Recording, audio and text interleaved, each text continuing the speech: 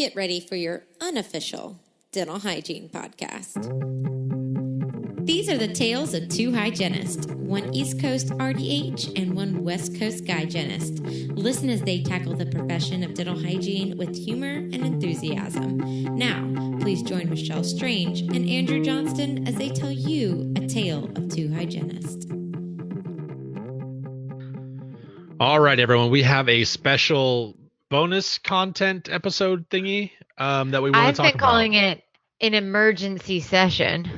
This is an emergency session of A Tale of Two Hygienists, hosted by Andrew Johnston and Michelle Strange, Boom. RDH journalist. But not really. Not so much. Just not for really. pretend. No, Hey, no, just so for this moment. We're just going to get right into this. This is an interview with two hygienists that intimately know the kerfluffle that's happening in Washington State. And also we brought in a DA. We're tackling this thing from all ends. That's an excellent use of kerfluffle. Get ready for this kerfluffle. For your unofficial kerfuffle. Your unofficial kerfuffling podcast.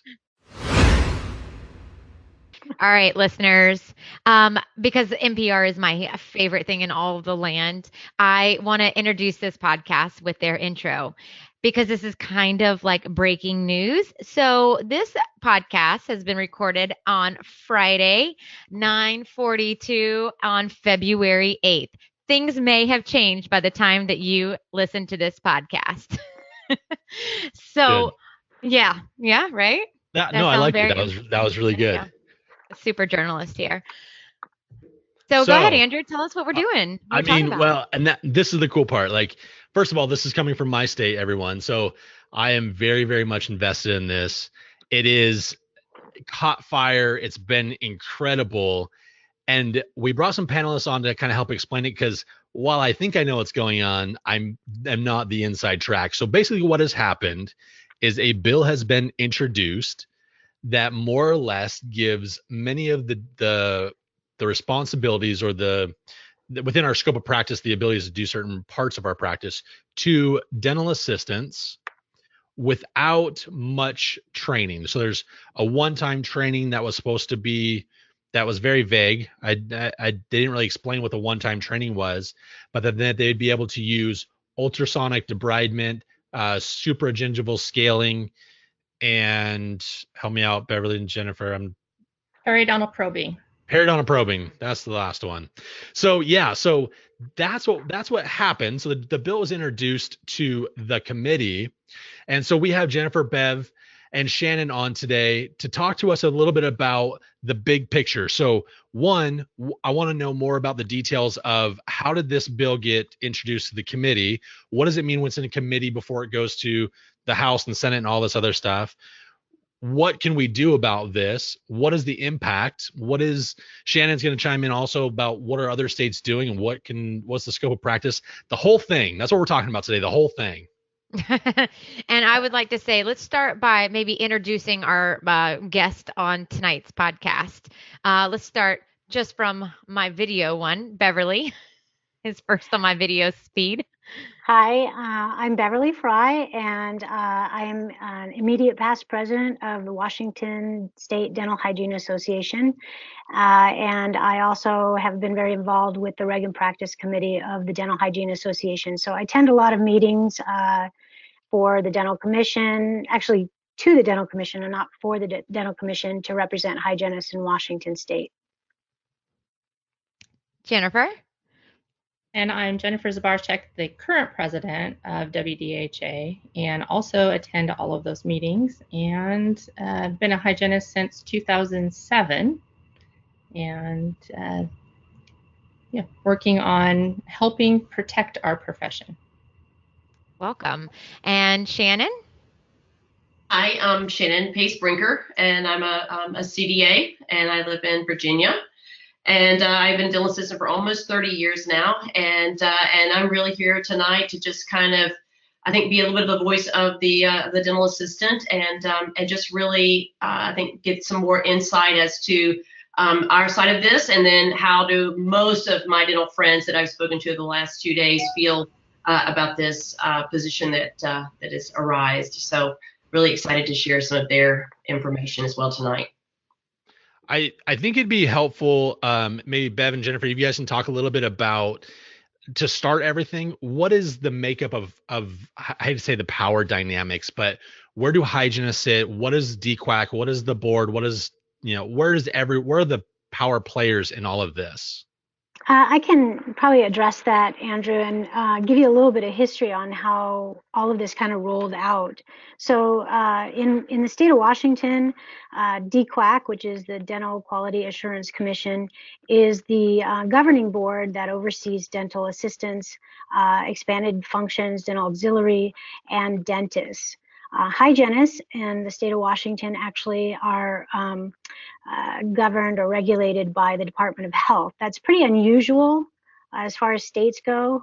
Usually hygienists are governed or regulated underneath the Dental Commission as well. But the Dental Hygiene Association was able to separate the two several years ago. We do, however, go to the Dental Quality Assurance Commission meetings so that we can kind of find out what's going on as far as delegation tasks, because dentists do have rules that govern how hygienists practice in private practice settings. So a couple years ago, there was a horrible events that happened in the state of California, I believe, with infection control. And the Dental Quality Assurance Commission in Washington State decided to really evaluate Washington State's infection control rules and kind of opened that up. During that discussion, one of the things that came up was the fact that dental assistants in the state of Washington, everything that they do in a dental office, it has to be done under what's called close supervision, meaning that the dentist has to be in the actual office. So they leave for lunch, they go home at the end of the day. Whenever they're not in the office, the dental assistants cannot be working in clinical settings. When that came up at the Dental Commission, there was some like, wow, we've not been really practicing like that. So there were some questions about, should we change the law? So as far as I understand it, some of the commission members went to the leaders of the Washington State Dental Association and requested them to create language that they could present to the legislature, to the Capitol, to change that law. And in Washington State, we have laws and rules. So when the laws are changed, they have to actually be created. A bill has to be created and it goes to the legislature. When a rule is changed, that goes in front of the commission. So they have full control over rule changing. Because the dental assistants being under close supervision is a law that would have to be changed at the state level through representatives and senators before anything could be changed on that. So they presented that with the Dental Association last year. The Dental Association created a bill last year, or bill language, I should say, and they came to the Washington State Dental Hygiene Association and said, we'd love for you guys to support us on this bill to allow dental assistants to work just doing sterilizing procedures and room operatory cleaning under general supervision. And we looked at the bill and we said, this is great. We'd like to support it. However, we would love if there was educational components in this.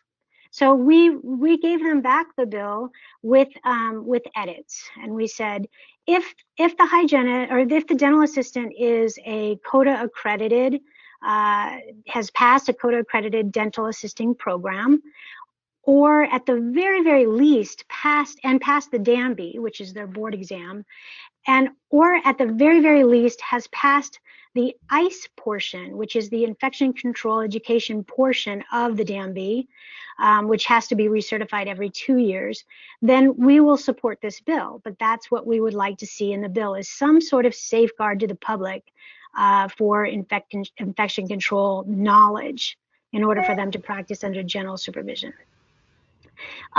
When we gave the bill back to them, we heard nothing, crickets. There was no, we like this part, we don't like this part. Can we talk about this more? The bill language never went to the legislator. They never got a supporting signer on the bill or anything. And the following year, the conversation was still coming around in the Infection Control Committee discussions. And we saw a benefit to this as dental hygienists. We'd love to work on the weekends or on a Friday when the dentist is out. And we also saw a huge value to the practice and to the public. So if we can work longer or different days, we could see more patients, and we can certainly allow for the dentist to also be able to take a well-needed vacation, because as a business owner, it's difficult to get away, especially with certain restrictions. But we did want to maintain that education level for the dental assistants. So we came back to them last October and asked them, if they'd like to reconsider discussing the ability to have dental assistants under general supervision be allowed to do infection control stuff, and we could talk about the education requirements a little bit more. And they said, we'd like to do that. We'd like to work on a bill with you guys. And so we scheduled a couple of dates. And Jennifer Zbaraschuk can tell you what happened after we scheduled. Our first date was supposed to be the first week of November. And a week before that, she can let you know what happened from that point forward. So at that point, we received an email from the Dental Association stating that they had potential legislation that they were wanting to discuss with us as well. And that was the first time that we saw in writing what it was they were looking for. So it not only had the dental assistants to receive training from DQAC and add the general supervision to their scope so that they could do the disinfection and the sterilization, but it also included amending for them to have under close supervision what we see in the bill language today: perioprobing, gross debridement with the ultrasonic device, and then the dental prophylaxis with the subgingival scaling. They also had requests that there be changes, which you also see in the language, to the active practice. So that would be deleted and removed from the requirements for licensing. And they wanted to discuss having additional tiered licensing that did not include anesthesia, because we currently have one in Washington where you can renew and it's limited, so you're not doing restorative. But they wanted it to also be without the anesthesia component. So we saw that 1 week before our initial meeting, and that was the 9th of November. So we met with them, and we did not talk about scope at that first meeting. As far as hygiene scope, it was just directed at assistance and infection control. And between the November meeting and our December meeting, we met and emailed back and forth about what types of things we would like to see, and again address the educational component for that.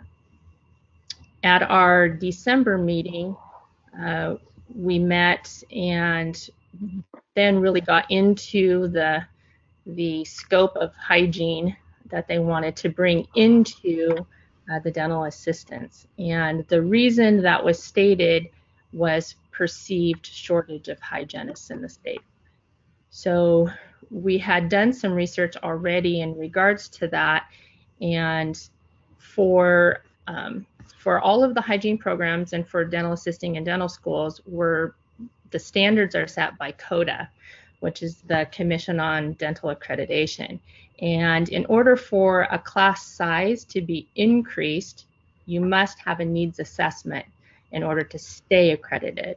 So all of our programs in the state are accredited and would need to show that there is a need for them to increase their class size to meet whatever shortage showed up. So we requested that there be a needs assessment done in order to start down that pathway of requesting increase in class size if the needs assessment showed that there definitely was a shortage. But that was not met with any approval on the other side. So we also were looking at other opportunities. So like dentists could sponsor their assistants to go to school to become hygienists. That would be another way to create those pathways for those assistants who wanted to maybe pursue some sort of hygiene scope and move into that. At our December meeting before that time, we had sent that information to them and asked for a response. We didn't get one, so I called to find out exactly what it was that they were planning to do. And at that point, they said that they were planning to move ahead. So that brought us into the January meeting date, and we said, okay, well, we still want to discuss this. We still want to continue that conversation. We'll go ahead and we'll make our January meeting. And the night before that meeting, that was canceled. So we didn't know for sure what was going to happen with this legislation, whether we were going to actually see a bill. Usually most bills are introduced in the first 2 weeks of the legislative session. That gives them the opportunity to be heard in committee, which any bill that's submitted would need to go through some committee or another. And once we passed that 2-week mark, we were still prepared. We still wanted to make sure that all of the hygienists in the state were aware of what was going on. We just didn't know whether we were going to see it. Was it going to be like last year where there was language talked about but never presented? And then this week on Tuesday, we got notification that the language had been submitted and it was introduced on Wednesday morning. And when we look at the language, it's exactly as what we had seen presented back last November. So now it did receive, even though it was late in the session being submitted and introduced, that it will be heard at a hearing next week. So on Wednesday afternoon, this will go before the Health and Wellness Committee and be heard there. Okay, I have some follow-up questions to all of that. Okay. Health and Wellness Committee. Let me just make sure I write that down because I want to make sure I come back to that. Okay, so in order for me, because this is legislative stuff is not my forte, and in order for my brain to wrap around this, I just want to make sure if I repeat it back that I'm right or wrong. So DQAC is not necessarily a part of this bill. It's the Washington State Dental Association that is proposing this bill.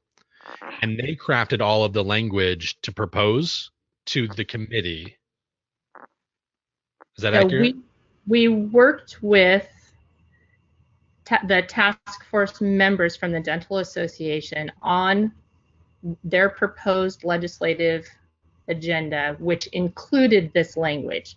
So it is the sponsors of the bill who submit the bill. So the sponsors are people that are already in our government, our state government. Correct. Okay. So then there's a task force that is made up of dental association members that are creating this. At what point do they get not just the dental association membership involved, but also the greater, like all of the dentists in the state of Washington? And I know I'm jumping ahead a little bit, but like my dentist had no idea this was going on. And I feel like if this is a task force, how did that get approved if it's just a few people that said, hey, I want to do this? That's a really interesting question, Andrew. We actually asked that question ourselves because it appears, because there's so many dentists that are unaware of this, that the dental association leadership kind of acted a bit roguely.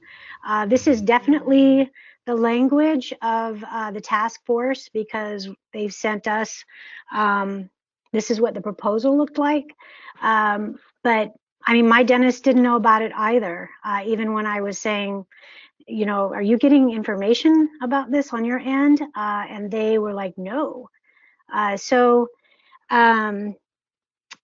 your dentist is I would say 90% of the dentists, maybe more, had no knowledge of this language. So Michelle Caldier is a dentist. The Dental Association leadership was at the table for these meetings. So the president, the past president, the executive director of the Dental Association, Dr. Mark Coday was at one of them, and Dr. Chris Dalecki.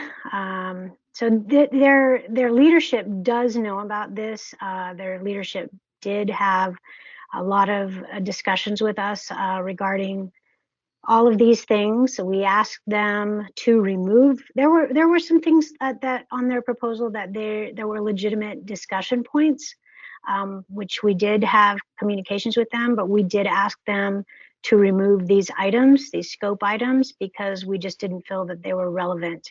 One of the big discussion points that we had is really, is there a shortage of hygienists, or is the economy just really booming right now? 7 years ago, we had hygienists up and down the I-5 corridor who were out of work. So we don't necessarily want to run into a knee-jerk reaction without actual evidence to prove that there's a shortage. You know, the last thing you want to do is open 5 dental hygiene schools and then have the same problem down the road. So having a needs assessment is just smart practice. So I think that was where my question I have written down here was, why not the needs assessment? What was there a pushback? There just wasn't an answer. What was that? What was the happenings around that? Why not evaluate the possibility of more students in schools first? I mean, it was just right to scope expansion for dental assistants. Why not? I mean, that's a really good question, and it's a question that we asked when we were at the table as well. And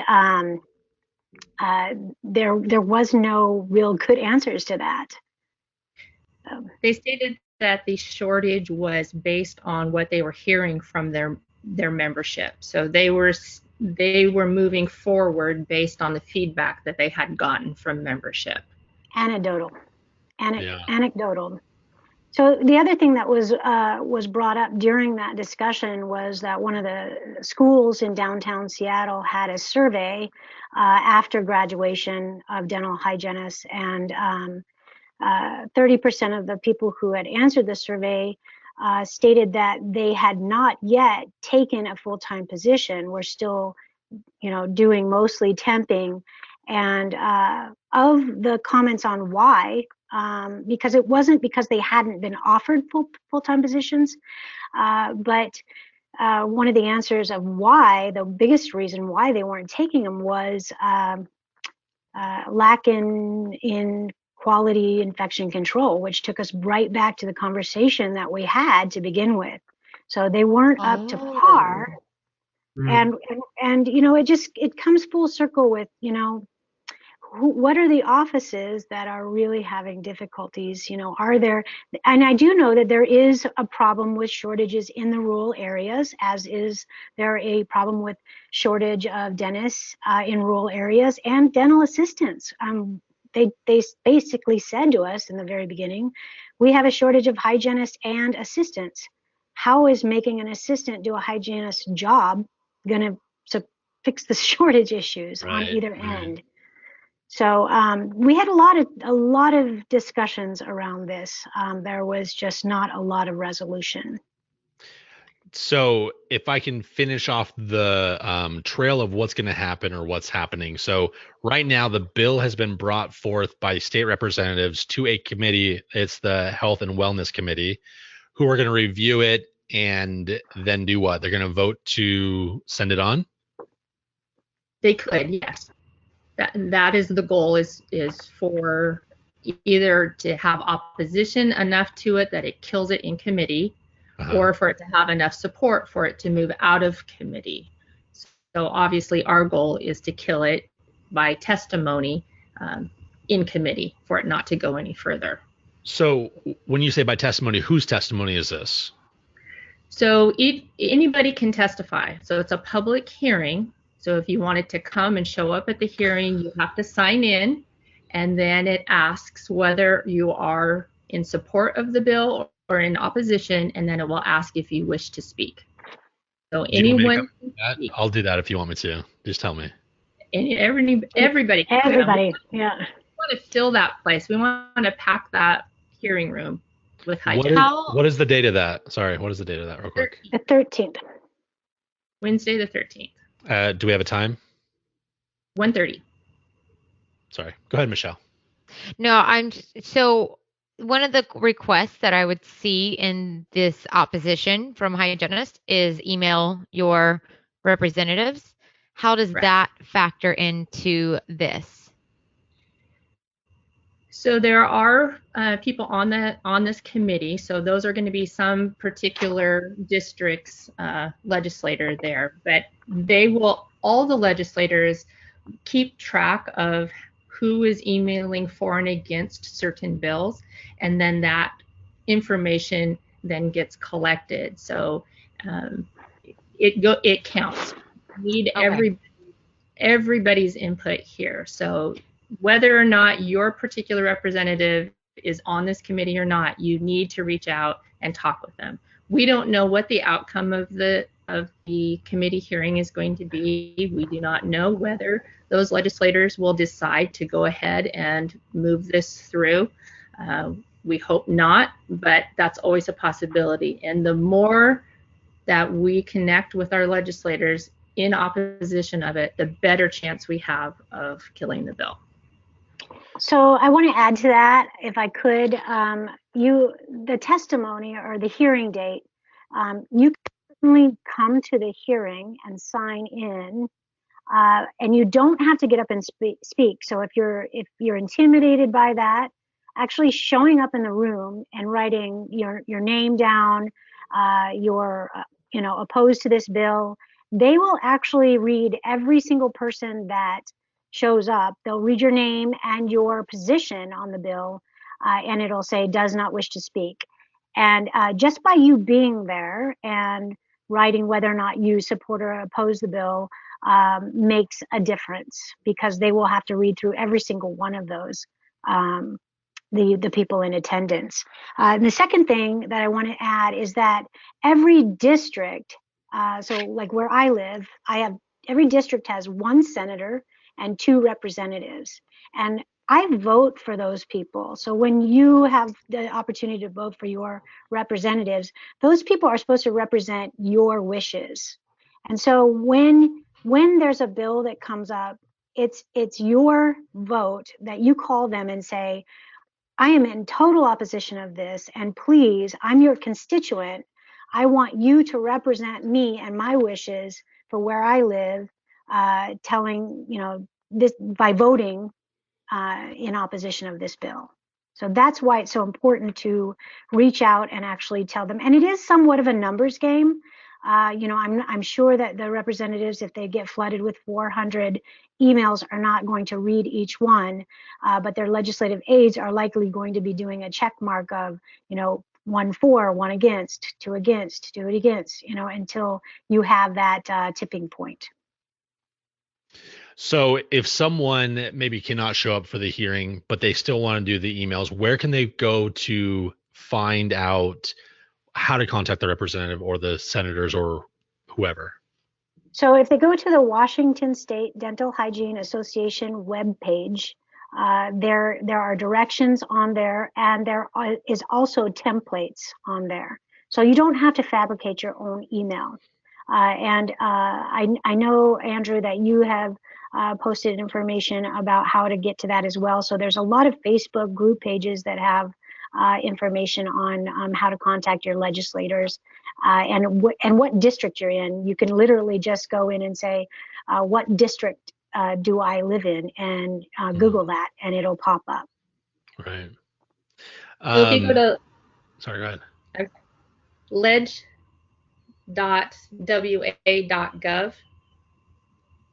That's where the district finder is, and that will connect you to your representatives. And all you have to do is put your email address, or I'm sorry, not your email, your physical address there, right? And Correct, it populates for you. Yeah. And then there's also a way, I think that's the same one, Jennifer, that I used. And I think that there's a way to you hit one button and it CCs all of the representatives in that area in one email. So that's really fantastic too.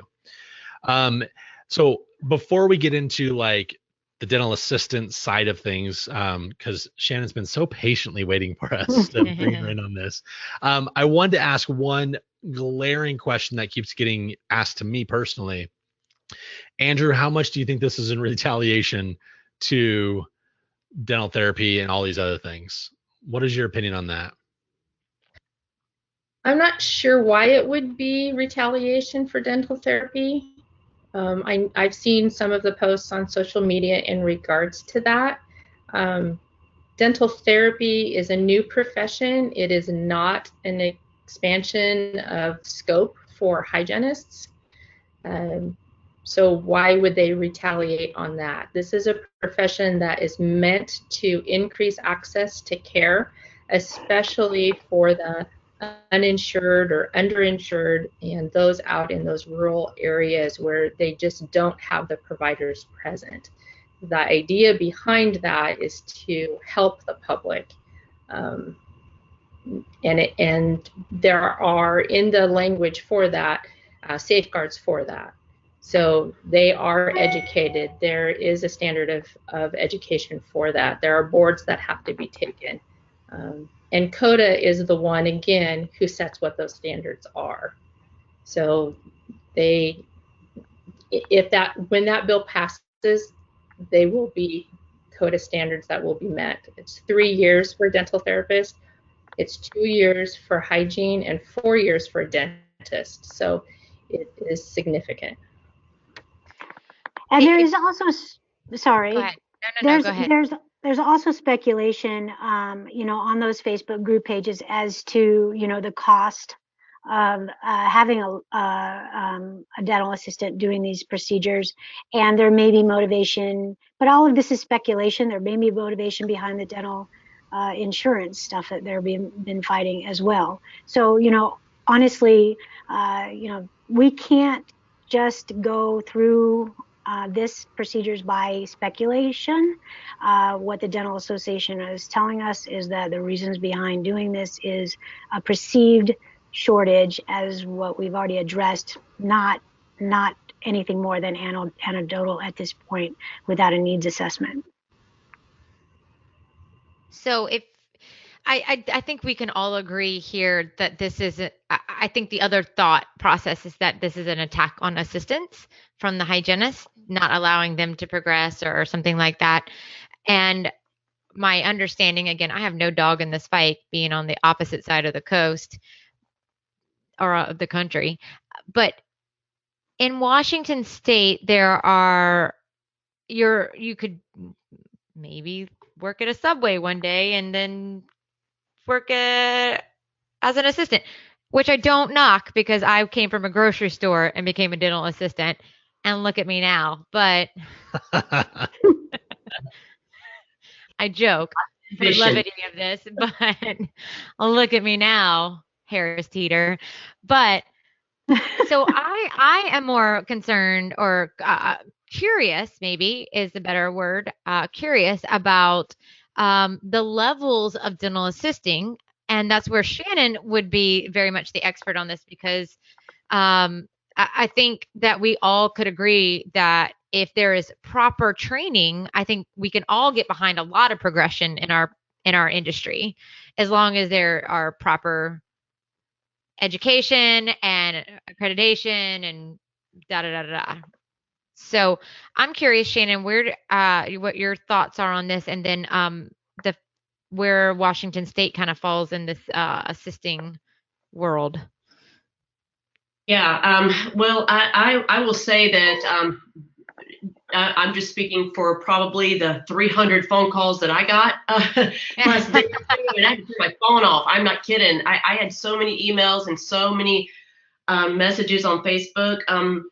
There's not a single, and I can honestly say that I don't even think there's one dental assistant that is happy about this from the ones that I've talked to. And so that, I hope that makes, I think that when we look at, hygienists and assistants, I hope that that makes hygienists understand that for the assistants that I spoke to that have credentials, and, we feel this is almost a slap in the face to our credentials, can I tell you? And I really mean that. I was on the phone this afternoon trying to call a couple of assistants that are certified, that do teach and train in the Washington area, and I got to tell you that they are not for this. And I think that that's one of the things that's why, as you were talking and just really explaining things to me, I feel like it's really important. It's just as important as having hygienists at this meeting as there is those assistants who are not happy about this, because it puts a lot of stress on our shoulders. And when we think about the certifications that we have,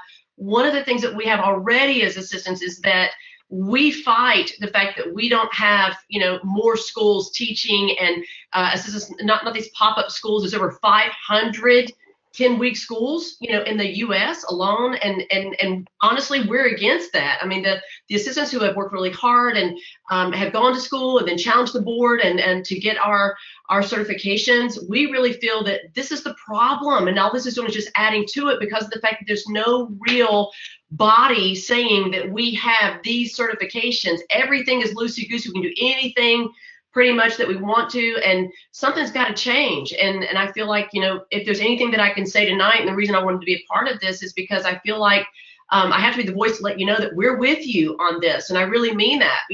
No assistant that I know of wants to, to do these duties. And I think that's where I would have to back up a little bit and ask, did they ask any assistants were there any, public members that were assistants here? Because I feel like they probably did not. And I'm not just speaking because I don't know, but I would ask, were there any assistants that were really for this and said, we want to do this, we want to period probe? Because I will tell you that it's the first thing that I got in my practice was voice work, so I wouldn't have to help do that. I have no desire.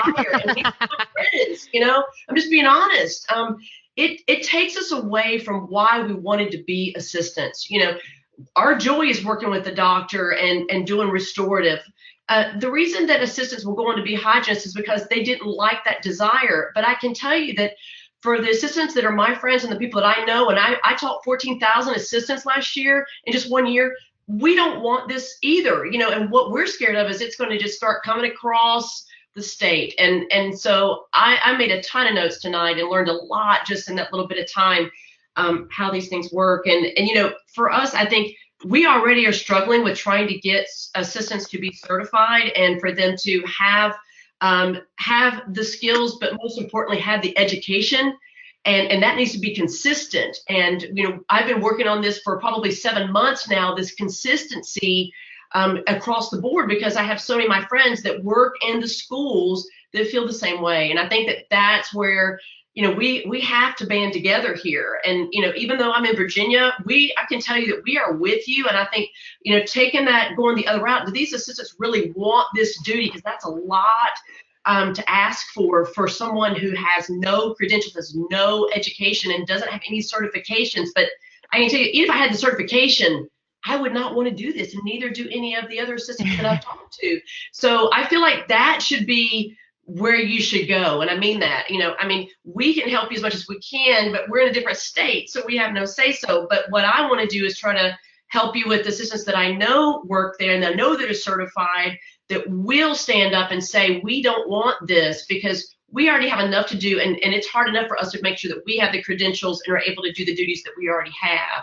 So I just want you to know that. And again, that was a long story just to get to the point that we don't want this any more than you do. And I mean that. I wholeheartedly, the assistants I've talked to just don't feel comfortable about this. And when you start talking about scaling is one thing, but even periodontal probing and then thinking of all these other areas of where now, if that passes, what else is going to pass? And then it really hurts our fight in these credentials and the education that we're trying to push for assistants now. We're trying to get rid of these pop-up schools and these 10-week schools for assistants.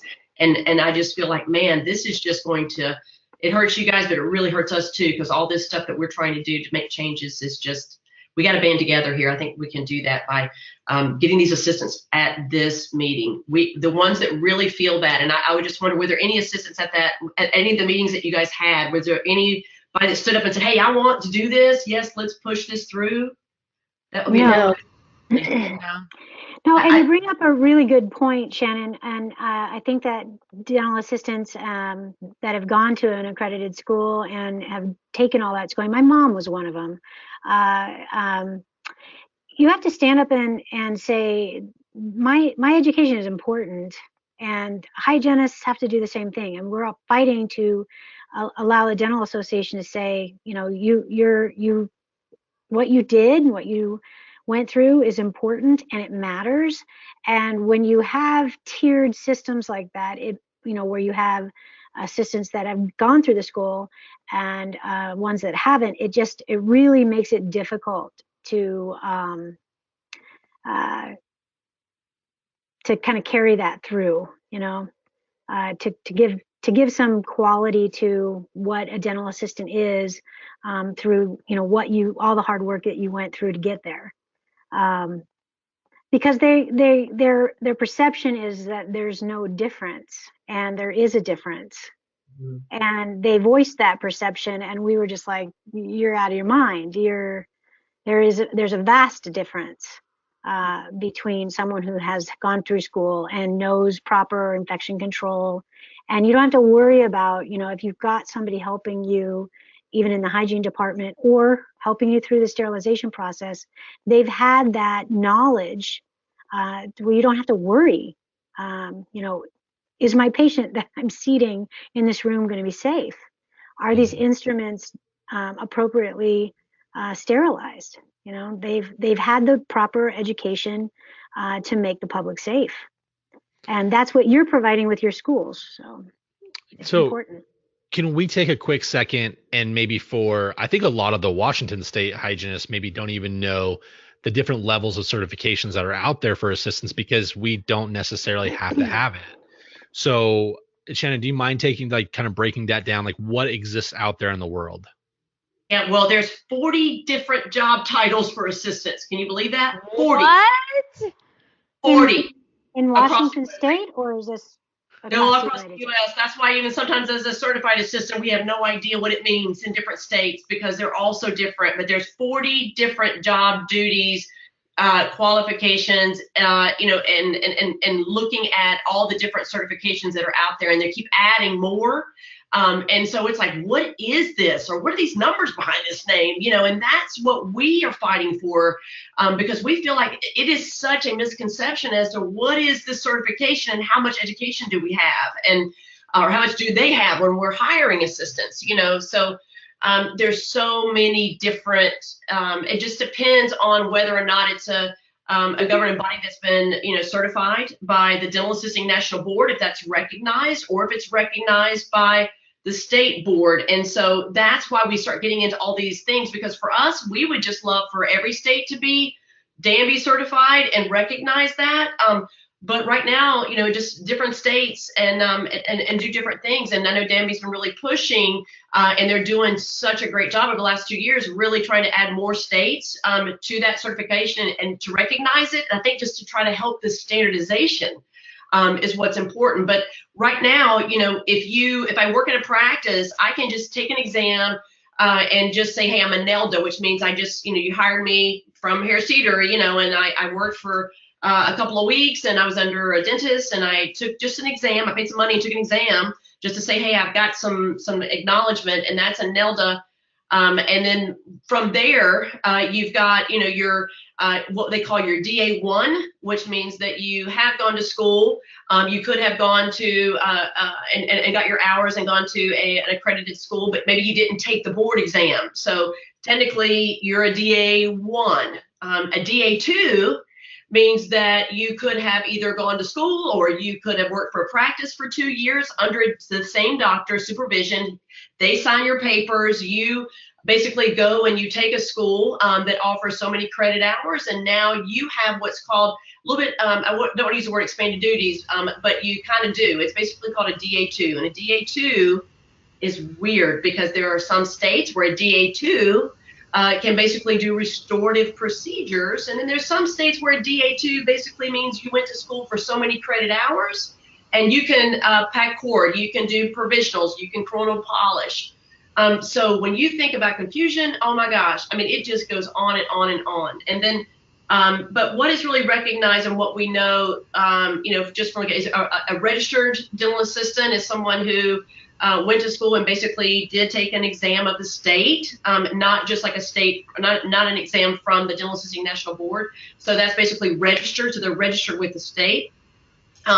But for me, I'm a CDA, so I went to school and then I took my board exam, and I am a CDA.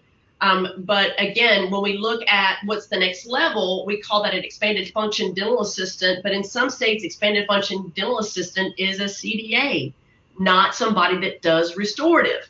So it is so, again, even when we sit in a room with all of our states of assistants, and we're just talking, we're all so confused as to what each other can do and what we can't do.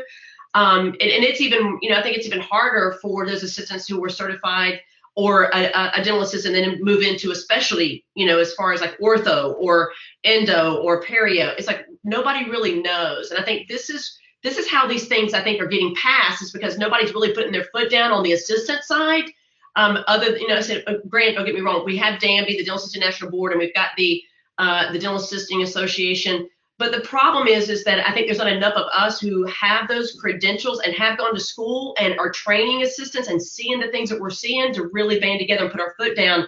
And that's really what we were trying to do on our own, was trying to get some petitions, and trying to go to the state to say, can we not just make this standard?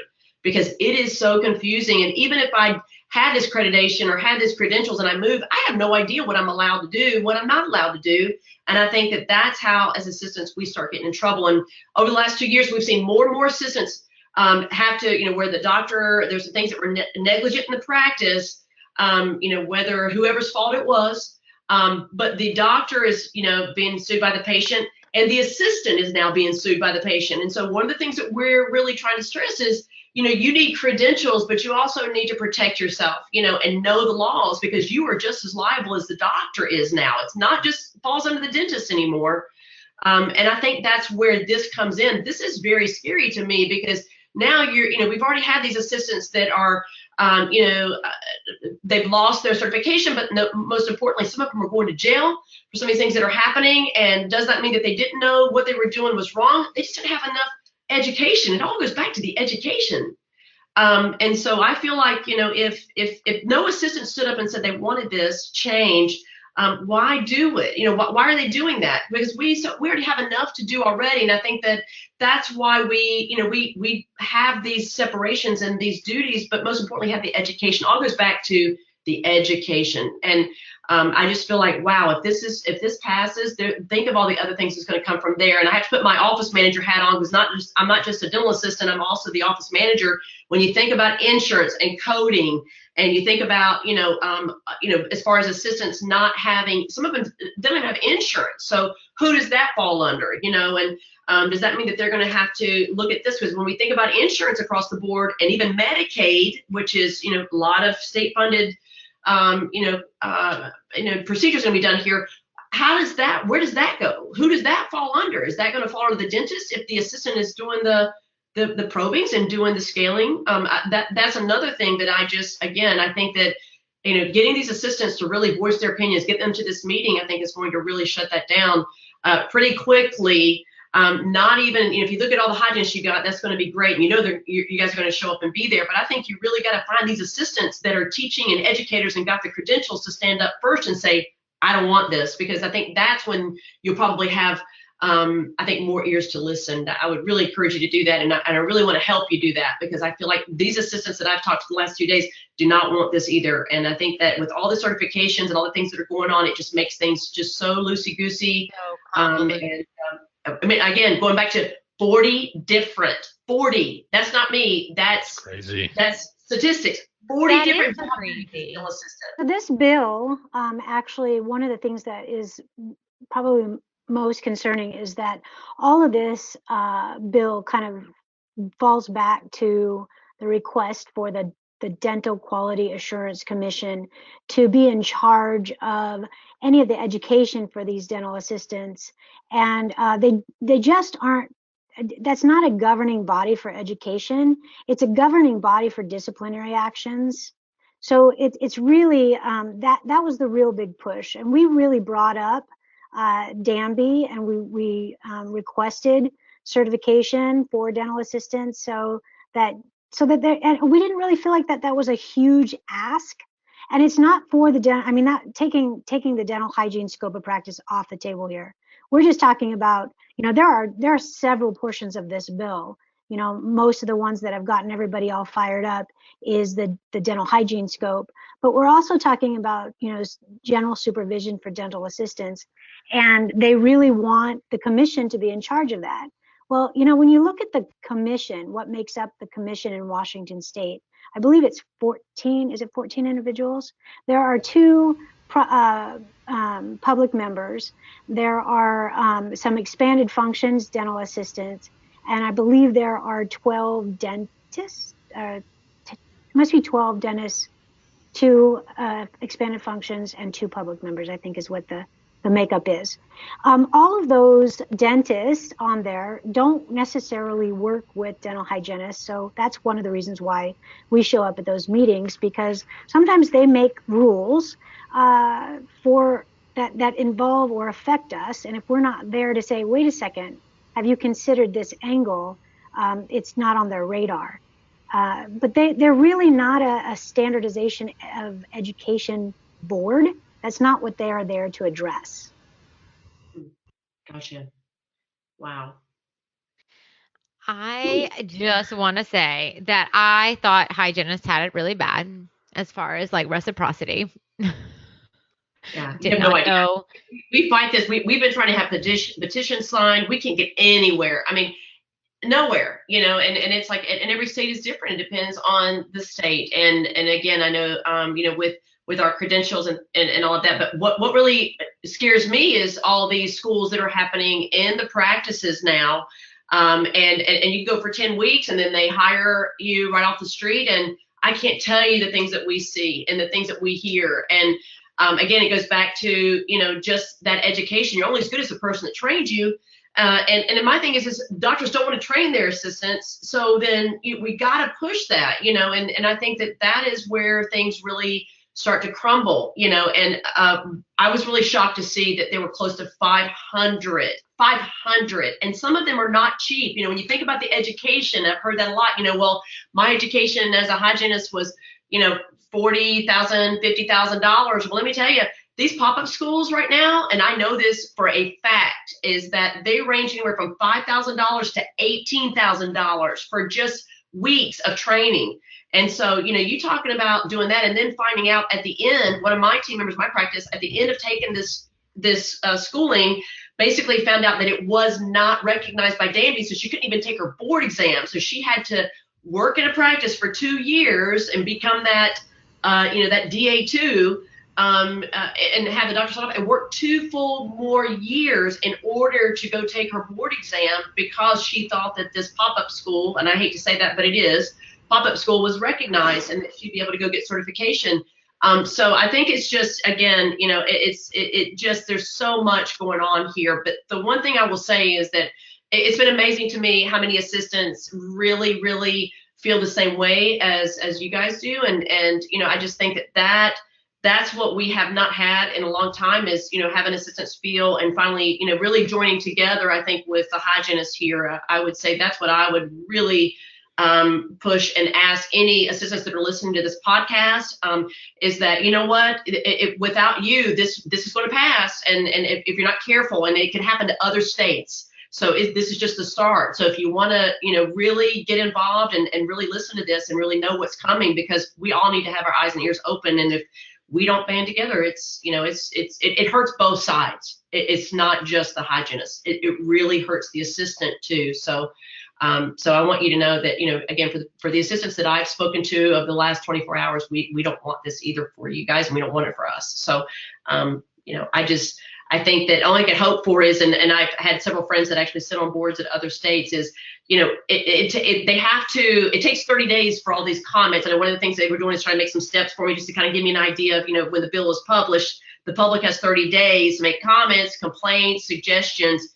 I mean, we can't wait 30 days. You need to show up next week, because I think that's where you can probably, maybe cut this a lot quicker if you've got enough of those voices, like you said. If I lived there, I'd be there. If I could make a difference, I'd be great. But I would encourage too that people for the Dental Assisting National Board. I mean, I think that's really important. I think having some voices there, maybe even calling Cindy Durley and saying, hey, we need your help here. We need some of your team here supporting us on this, because I know for a fact that she does not. They would never ever want something like this to pass either. And I think if you have some people like that, that's really got some impact and some power, hopefully that can help you as well. So it's a lot. I feel really sad for you guys, and really sad that you didn't even know. It's the point of even coming in front of things or bringing this and come in fruition and didn't even tell you. I think that's wrong. Well, I think you made a good point. Like, this is a point, an area where hygienists and assistants can unite, because sometimes there is a bit of a line drawn in the sand. And for years, I have always complained that hygienists should be able to practice at the same level, no matter what the state is. And I'm definitely going to just bring in assistants into that opinion as well, because I just really had no idea. So my only dog in this fight for this particular bill is this, just being a hygienist of this country, and the fact that we all should be elevating our lane. That's one thing I've heard a lot and read in comments, just stay in your lane. So if we can all just be in the same lane and then be supporting each other, I think that would be a smarter idea versus passing these types of bills that really just don't make sense at the end of the day. But Andrew, do you have any other little comments? I'm good. This got thrown together last minute. I really appreciate all three of you, joining the podcast. That was really cool of you to do for us. You're welcome. Pleasure to be here. Yeah. Thank you. I think it's great. I appreciate you having an assistant to chime in too. I was a little bit scared at first, thinking, oh my gosh, but I want you to know I was waiting for my turn so I could tell you we're with you on this. And I really mean that. Supporting each other. There's a single assistant that said, oh yeah, now we get to periprobe. That's not at all. I mean, we're just appalled just as much as you guys are. And all the way, like you said, I'm with Michelle. I mean, I'm in Virginia, right? All as far away as you possibly could get. And I teach a lot of courses in Washington. I think this is sad. And I am really, really want to know what happens here. And if there's anything that I can do, or any of the assistants. I think there's, probably at least 12 of us that do have higher positions and feel like we can really help you too. Anything to make this go away and be done with. We want to do that. So thank you so much. We are feeling the sentiment of that. Shannon, one of the state leaders for Reg and Practice, actually posted a survey on the Dental Assisting Facebook group page and was asking, is this something that you want? And it's been a kind of a resounding, absolutely not. This is craziness. So we also want, for not only for dental assistants, but for dentistry and the public as a whole, to elevate the profession through having a standardized education for all of the dental professionals. It's just safer. It just makes sense, and it just should be done for the public. So is the call to action at the end of this, come to the meeting and contact your representative? Is that correct? Yes. And please also ask your friends, family members, people, anybody in the state of Washington can contact their representatives and legislators. It doesn't have to be a hygienist. It doesn't have to be a dentist. It doesn't have to be a dental assistant. Be careful about contacting your patients, because you need to stay within the HIPAA regulations. But certainly, talk to your neighbors, talk to your friends, put out a blast. Get Awesome. Get them talking to the legislators. Great point.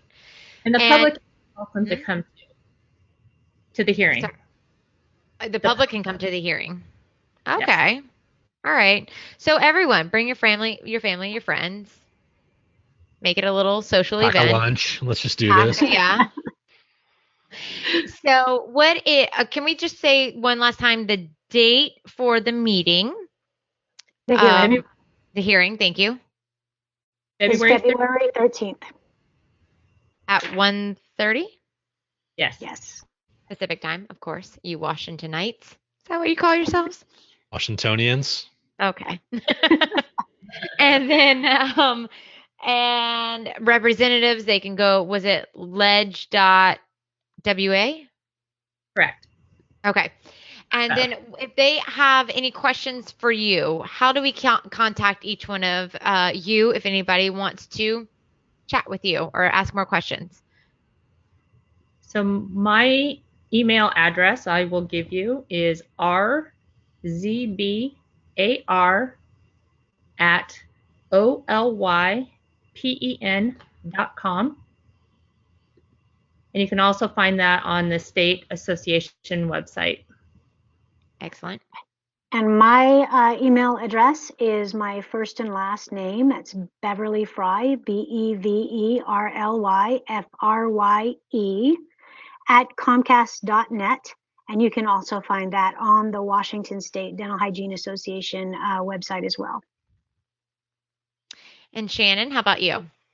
Mine is it's Shannon, SHANNON, Pace, PACE, Brinker. I know that's very long. ShannonPaceBrinker at gmail.com. And that's my one that I check the most. So I'm sorry it's long, but ShannonPaceBrinker at gmail.com.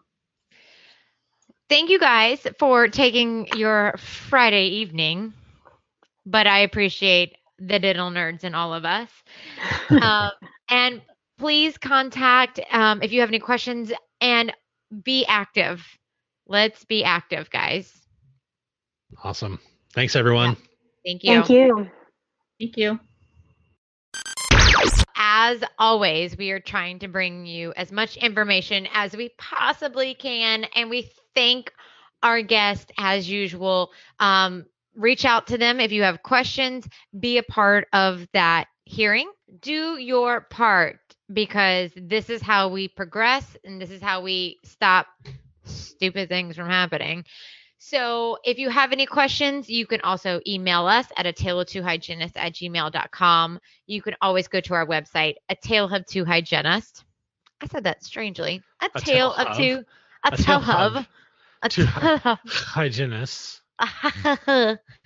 A Tale of Two Hygienists.com. You can definitely find us on Instagram and Facebook. We appreciate your support. Ask questions. You're the best. And also, there's a really great article in today's RDH. It's all about this. So if you are someone who just, I don't want to write down things, I'm on driving or whatever, listening to this podcast, head over to today's RDH. Very informative. All the numbers, all the emails, everything is there. It's one of the number one articles trending right now. So yeah, you'll see it. Do it. And enjoy the rest of your day, week, whatever this looks like when you download it. All right. Bye, everyone. Bye, y'all.